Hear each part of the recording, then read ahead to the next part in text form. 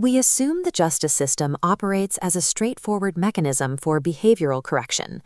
An individual commits a crime, receives a punishment, undergoes rehabilitation, and is eventually released back into society. But the statistical evidence reveals a closed loop. 63% of all arrested persons have been arrested before, and 68% of individuals admitted to prison have already served time there.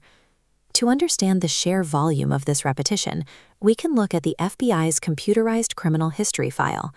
This timeline tracks the FBI's summary of over 68,000 arrested offenders. It shows that the average criminal career lasts exactly 6 years and 2 months. Within that tight window, the typical offender cycles through the system with 4 distinct arrests. This means our justice system is not processing a constant stream of new criminals every day. First-time offenders make up only a third of the intake. The overwhelming majority, the remaining 2/3, are the exact same people cycling through the doors year after year. Recidivism is a predictable, systemic output. The criminal justice system's primary consumer is the individual it has already processed. The life cycle of this persistent minority begins incredibly early. Today, the age group with the highest frequency of arrests falls in the 15 to 19 range, peaking sharply at age 16. Research by Sheldon and Eleanor Gluck showed that the earlier a person is caught and put through the juvenile justice system, the longer they stay. This chart plots age against arrest frequency, revealing a massive spike over the mid-teens. Watch the data as the timeline progresses. Arrest rates plunge significantly right after the 36th year of age. This represents a biological and social settling down threshold.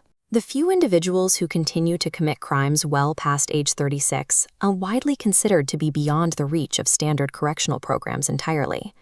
Human maturation is the strongest natural agent for rehabilitation. The passing of years naturally curbs criminality, meaning the system largely functions as a holding pattern until offenders simply age out. This matrix breaks down that persistent minority into 4 distinct psychological typologies. The most common profile is the inadequate, dependent repeater. Driven by deep dependency and chronic alcoholism, this individual might accumulate over 100 minor arrests for vagrancy or public intoxication without ever committing a major felony. By contrast, the dissocial repeater functions perfectly well within their subculture, providing illicit goods society pays for, treating arrest merely as a hazard of business. The compulsive repeater operates on a rigid cycle. Unable to cope with a life problem, they regress to immature solutions, repeatedly applying the exact same failed criminal method, regardless of the consequences. Finally, we have the impulsive, dangerous offender. Driven by psychopathic or sociopathic conditions, they act on immediate gratification, committing violent or assaultive offenses without anxiety or regard for others. Identifying this specific type of under-controlled hostility requires intensive clinical evaluation. Psychologists rely on deep psychological profiling to measure internal inhibitions against aggressive instigations.